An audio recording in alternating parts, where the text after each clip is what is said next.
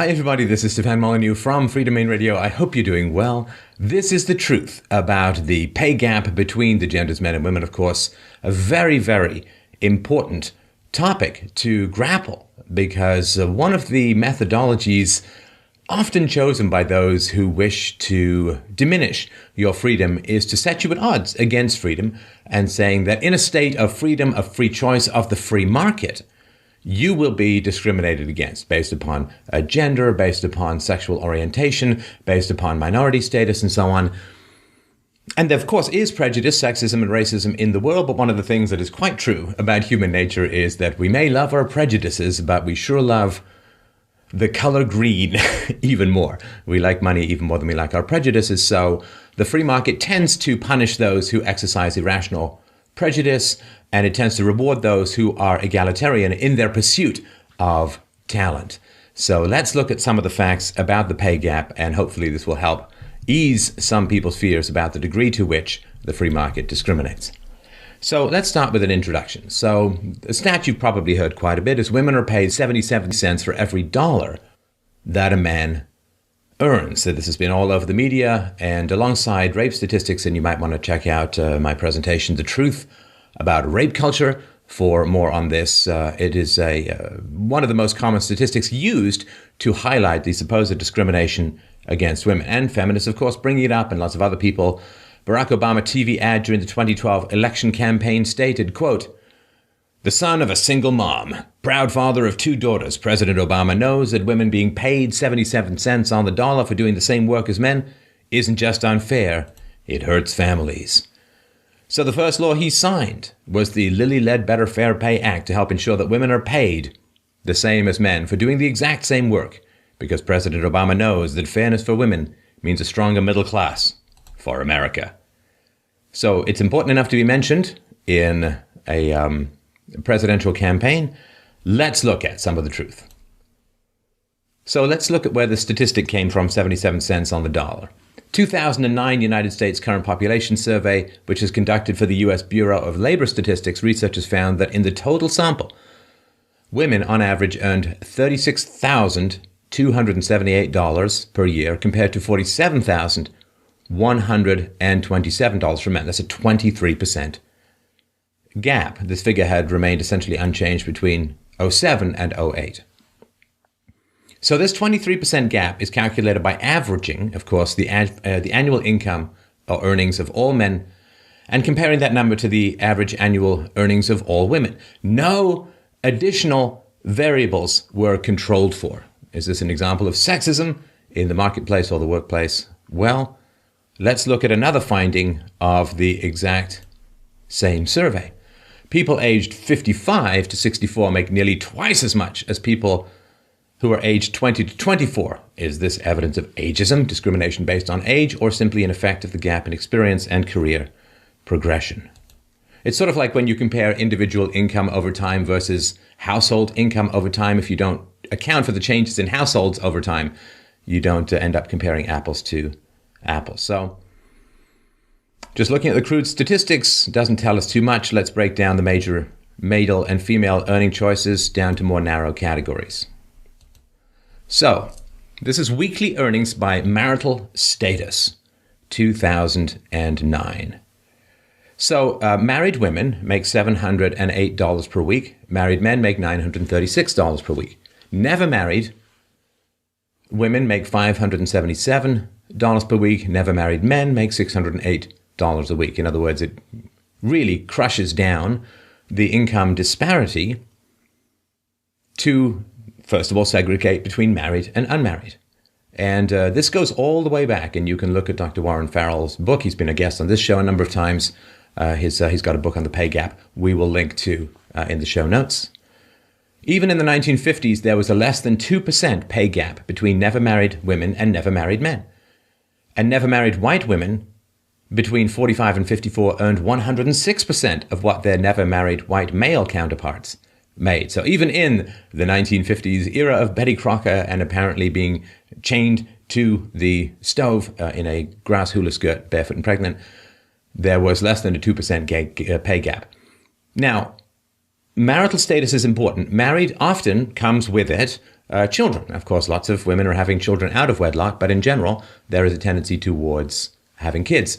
As a stay-at-home dad myself, I can tell you that when you decide to have kids, your time basically just vanishes in a giant airstrike of cuddly cuteness.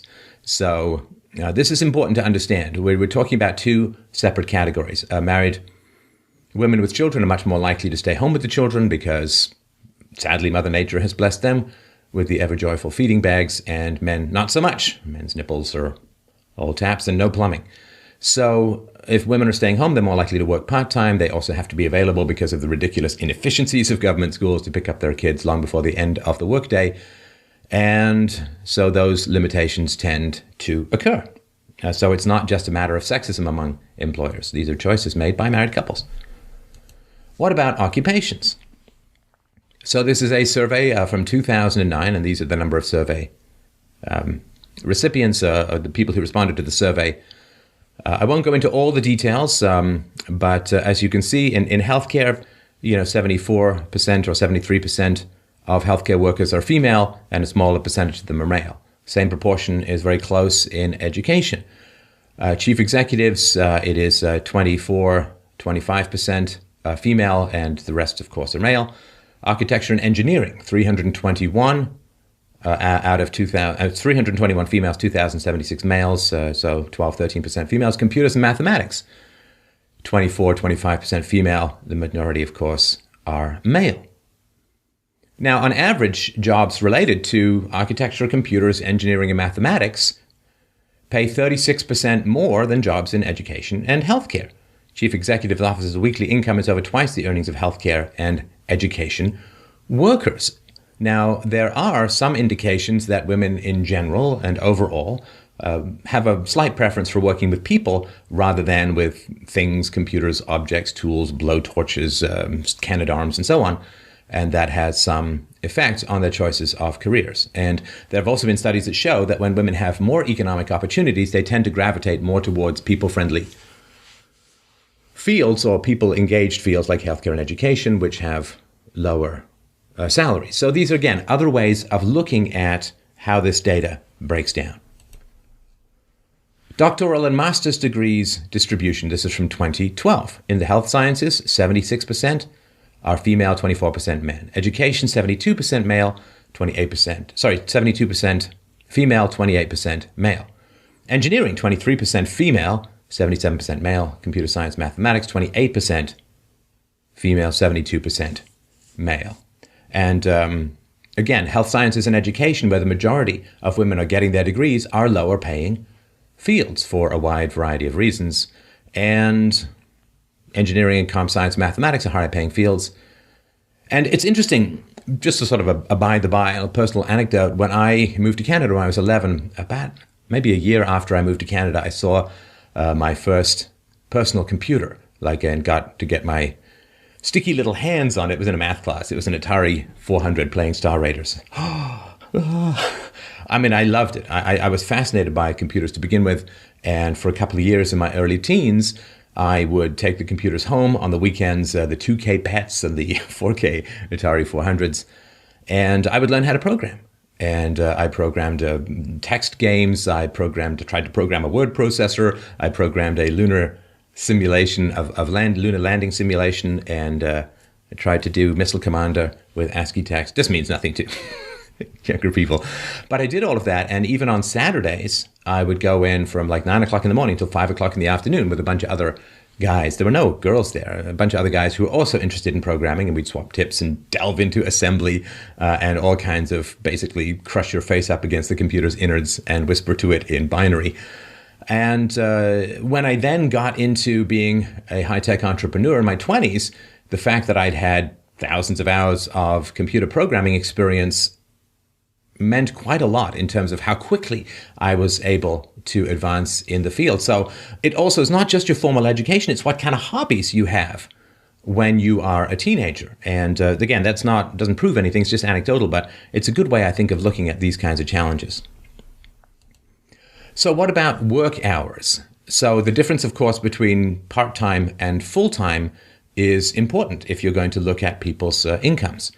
So for those who work, this is from 2009, those who work 1 to 34 hours, women have a slight advantage, $234 a week versus men, $225 a week.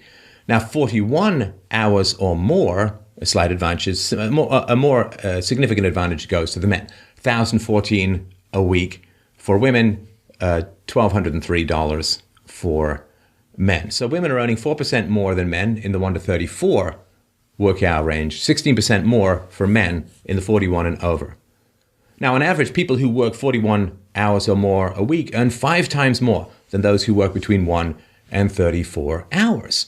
So given that more women tend to work part-time, this has a significant impact on closing the pay gap. Work hours by number of workers. 12% of men and 25% of women work part-time jobs, which is the 1 to 34 hours. Furthermore, 22% of men work overtime, 40 plus hours, compared to 11% of women. Now, the reasons as to why these choices are made are complex and probably can't be teased out very easily in any kind of mass statistical analysis of questionnaire responses. But it is not, given that these choices are being made, this is how the economy treats this. If you work more, then you will make more, and more men work more.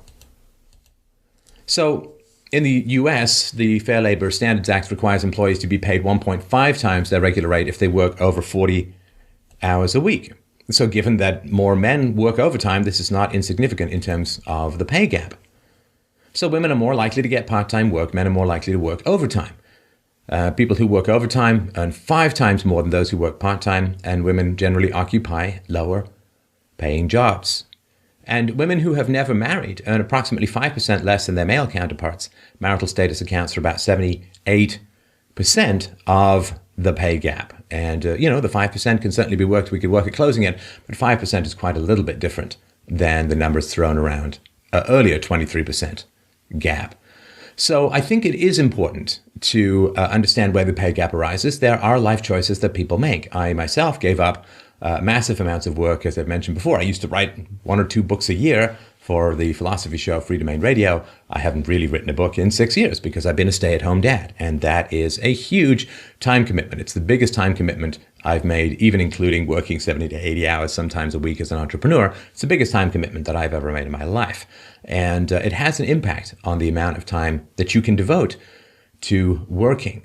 So I think it is important, because if people can convince you that freedom is unfair, you will run to the protection of the state, who will then promise to mediate or remediate these challenges and give you what you so rightfully deserve. And what happens then is you end up dependent upon the state power grows, because there's always inequality to be found, partly as the result of people's life choices, partly as a result of accidents, so it's always inequality to be found. And if we only get the biased and untrue view of inequality, we will forever be playing whack-a-mole with imaginary devils, use the ever-increasing hammer of the state, much to the detriment of the freedom of ourselves and the freedom of the future. Please remember, this is a listener-supported show. If you enjoy the presentations, please, please, please go to freedomainradio.com/donate to help out the show. We have over 100 million downloads. I'd like to get to 1 billion. I can only do that with your help. Thank you so much. This is Stefan Molyneux for Free Domain Radio saying have yourself a wonderful, wonderful week.